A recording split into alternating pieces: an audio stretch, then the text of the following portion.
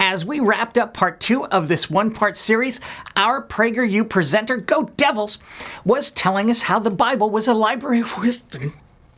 A library of wisdom. A library of wisdom for everyone. Just move on. Just move on.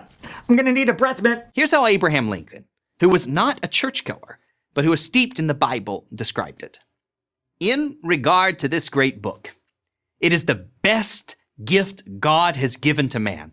But for it, we could not know right from wrong. I guess Lincoln knew how to pander like every other politician. Lincoln was not a stupid man. He knew that the Bible was being used equally to justify the positions of those fighting for both the North and the South in the Civil War.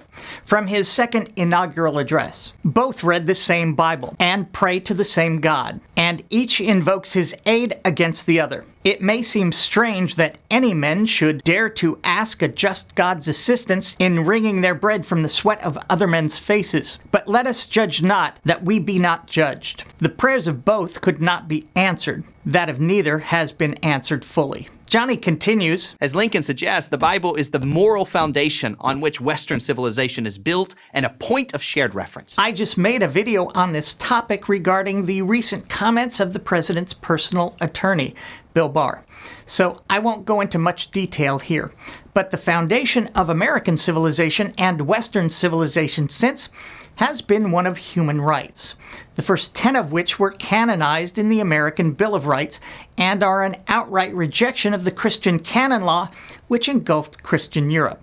More, please. Up until the 1960s, you could cite a Bible story and most people knew exactly what you were talking about. That's probably true, but very few people ever brought up the atrocious stories in the Bible which now routinely horrify all decent human beings. Fortunately, you have the Mr. Deity channel where you can find me doing that weekly. People really do need to know what Judaism and Christianity are all about. Johnny? If you don't have some biblical literacy, you can't fully appreciate the powerful words of Martin Luther King, for example.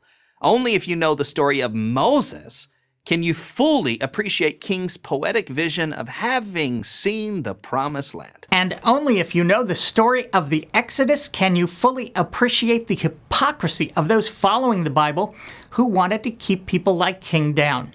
If reading and following the admonitions of the Bible made the world a better place, I'd be all for it.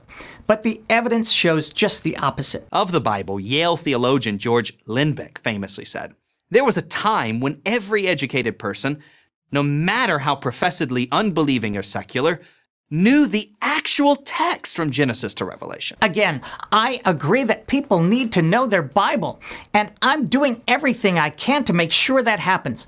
So click that subscribe button and the little bell next to it to make sure you get notified when I post a new Bible study video. You'll laugh, you'll cry, you'll lose your lunch. Our goal should be to get back to that kind of biblical literacy. And it starts with our children. Your children. I agree, Johnny, but let's not start them out too early. I don't think a 5-year-old needs to learn about incest or genocide. I'm not even sure 10-year-olds need to learn about God's endless desire for the blood of animals or the slaughter of homosexuals or non-virgin girls. I think that can wait. Or perhaps that's exactly what they need to know. Read them a Bible story tonight. Who knows? You might learn a few things too. Might I suggest the story of David and Bathsheba? That way your children, my believing friends, will understand your support of a vile, despicable, immoral political leader. Just be ready for those questions about concubines, incest, adultery, and murder. Is there anything better suited for the young, impressionable minds of our children than the story of God's chosen killing his lover's husband while his son rapes his half-sister? Parents, you might want to take that lesson to heart too. For PragerFU, I'm me. Thanks for watching.